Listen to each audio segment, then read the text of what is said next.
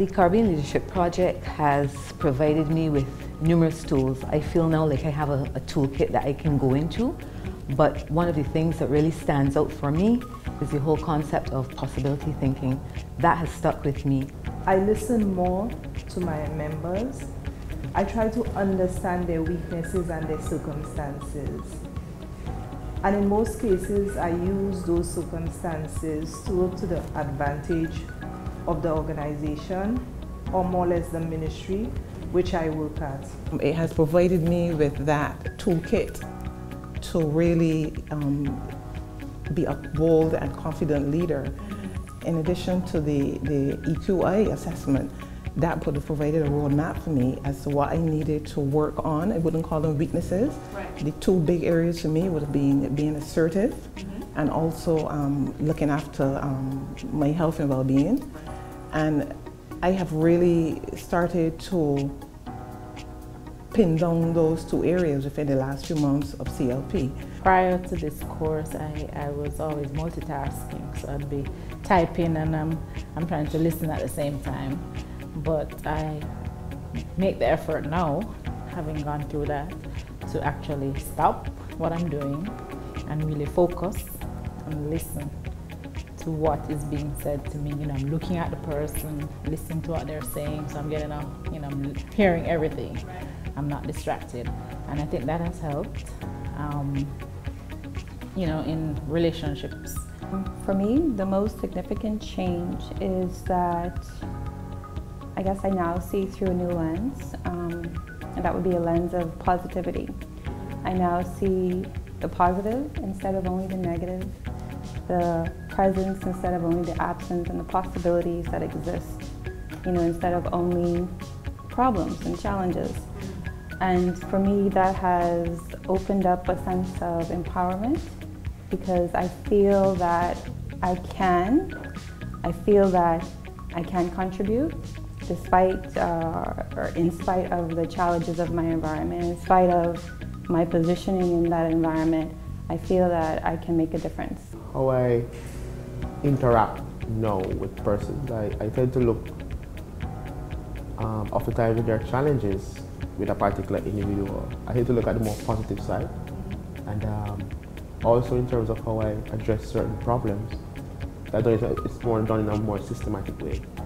So I look at firstly I examine myself, so where is it a role that I play, and in terms of the role that I play, how is it that the individual can contribute to the process? That 110% listening, because since I have been apprised of it, it's like so I wasn't listening at all. I was just hearing.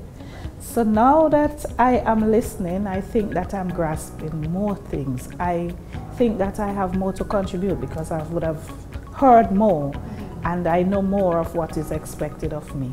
I found that I became a whole lot more aware. My awareness just really peaked, and I was able to apply that awareness into my immediate surroundings, my immediate environment, and really found myself and located myself a lot better amongst my peers and amongst just within the organization itself. I would say that it helped me to look at myself deeply first and foremost. So much so, it's the first time I've ever looked at myself inward, outward. And then I have now a chance to adjust as I lead. I have become more empowered, more equipped, more assertive, more confident, more visionary, and more strategic in my thinking. I would have to say the 110% listening, because I had myself pride as a really great listener, but after being exposed to the 110% listening, I realized I needed to re-examine myself and to realize that other people have opinions and things, and values and stuff that, you know, that could be or would be better than what we have if given the opportunity. I came up in the ranks in the public service, and as I progressed, I kept holding on to all the other things I used to do still. Working with the CLP and doing the CLP program has taught me that I need to look carefully at my work-life balance. And I've recognized that everything that I do, I like it to be done. Everything that needs to be done, I need it to be done the nickel way. So it must be perfect. My son always accuses me of having OCD. And so it must be done perfectly correct. And I recognize that maybe it doesn't have to be perfect. Maybe my way is not the only correct way. Every time we sit in a circle, you guys hear me talk about self-awareness, and not only self-awareness for self-awareness sake, but self-awareness in the sense of how am I showing up, how am I being present, how am I doing that which is required within the moment. And it has helped me to be more mature, responding in the ways that are, what do you call it now, most appropriate, you know, for a certain situation. So I think that has been the most impactful one for me, maturity. Early in the process, when we did the AQI, assertiveness was one of the characteristics that I needed to work on. And I have spent quite a bit of time and effort in addressing that. And it has made me, in terms of leadership, a better negotiator. It has made me more collaborative. And I find that I am less overwhelmed. Well, I started to sound, I'll go back a bit, I started to sound like a fairy tale. At one point saying, once upon a time, I used to be courageous, I used to be confident, and I kind of got tired of hearing myself say that story. And then along came CLP. I was nominated, and at that point in time, my story started changing. In that first thing it addressed me, forced me to look, to introspect, which I thought that I did all the time, but it forced me to look at a different angle. And as I looked at myself, my attitude, it started with me, and then subsequently my behavior. Because that confident courageousness, I had to address optimism. I'd become very pessimistic. Circumstances around when I found I couldn't get over at that point in time. But with the optimism, that's when possibility thinking came through. I am more purposeful in my leadership journey because throughout my years I have been put in leadership positions. I believe persons would have seen certain inherent qualities in me, and I would have just fallen into those positions. I would have done well and just moved on. But I never really accepted that I was a leader. I just thought that I was just doing what was asked of me and doing to the best of my ability. So I must say that the self-awareness aspect of CLP has significantly impacted on me. And even though at the beginning of the journey, I was a bit uncomfortable. Because as leaders, we are not usually asked how we feel.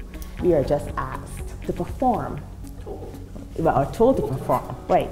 So in the first sessions where we were constantly being asked, how are you feeling? It really caused me to take count and check of what I was going through and how it was impacting on how I was performing. I believe the most significant change was concerning the whole concept of self-awareness, the exposure to the concept of being aware of self, who you are, how you have to change your focus so that you can be aware of others. And it all starts with who am I and what have I learned in the program that can help me to be a better person as a leader and to assist others.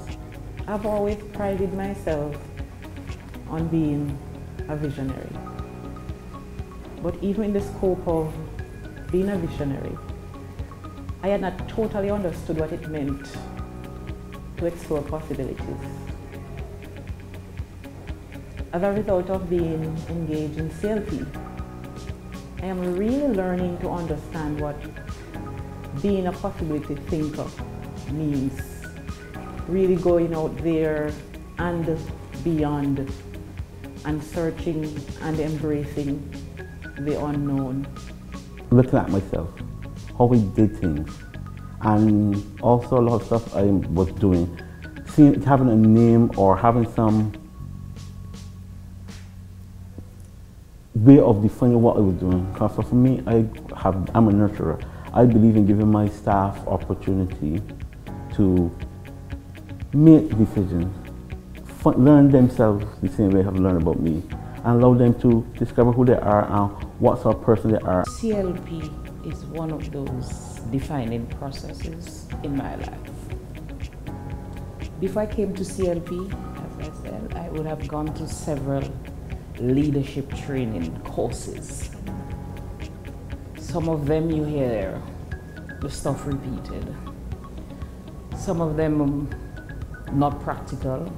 You know, you get this information, you go home and then you ask, what do I do with this? How do I apply this thing? How does this thing work? And I see CLP as the practical part to all the theory that I have attended before. When I started this CLP program, I went into it with some preconceived notions of what I thought I knew, right? But as I progressed into the program, I realized that I really didn't know much, or actually there were actually different levels to what I thought I knew, right? So I think the most important thing about what I learned is the fact that the impact that me, what I do, the effect it has on the organization as a whole. It has given me a great introspect of understanding tolerance, to appreciate tolerance, to become tolerant. So I've done a 360 degree and look at and always become aware of analyzing whatever I do and embed tolerance. Since I've joined this program some several months ago, one of the interesting and most important aspects of my personal development as a leader was the fact of paying attention to the other person. What do I mean by that? Not that I wasn't doing it before, but now we have so many other aspects that you've been exposed to. 110% leadership and listening, self-awareness.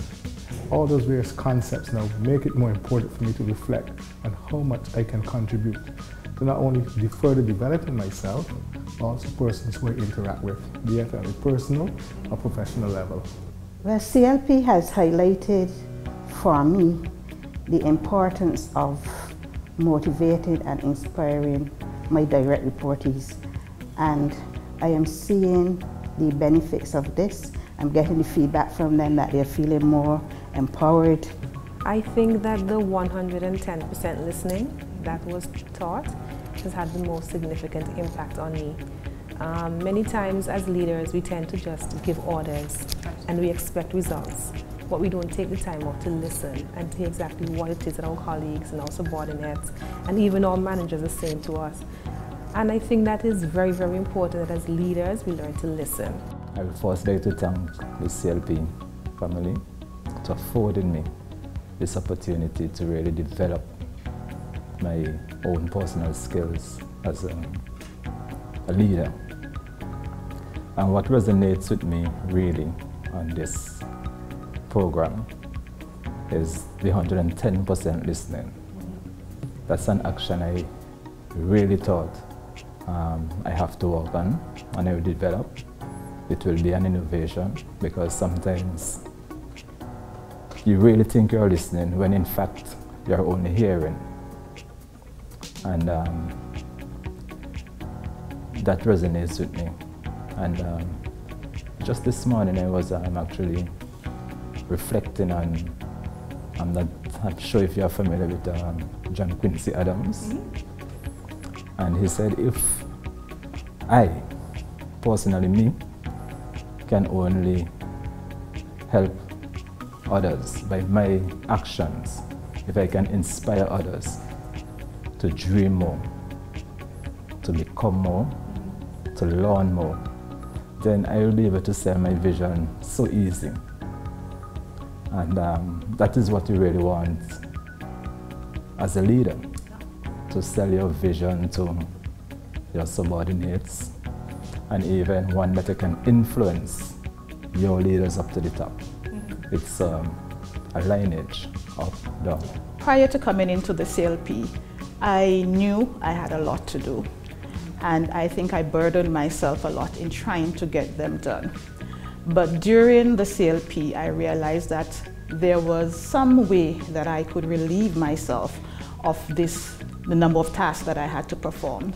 And I learned that delegating is very important. This program has tapped into me into so many ways that it has forged me with many tools, such as appreciative inquiry, 110% listening.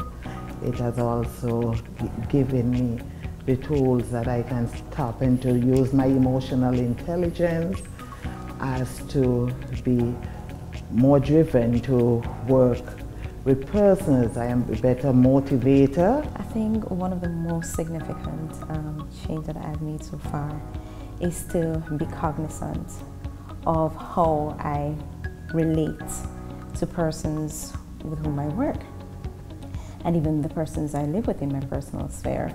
I've found that, especially being taught, how to effectively listen to somebody has really impacted me in such a way that I'm even now able to recognize when I'm not receiving that sort of attention from persons, especially when I'm having dialogue on very important matters. Right. So that's one of the most significant things. The 110% listening sticks out to me. And every time I'm at work and I'm tempted to, get immersed into doing things the old way, I remember, oh, I need to give this 110% listening. Let me make sure that this person has my full attention so they know that what they have to say to me, it matters. I value your opinion. I value what you have to say to me, and it can make a difference in, in terms of our teamwork and what we do. So that's one of the most significant things to me.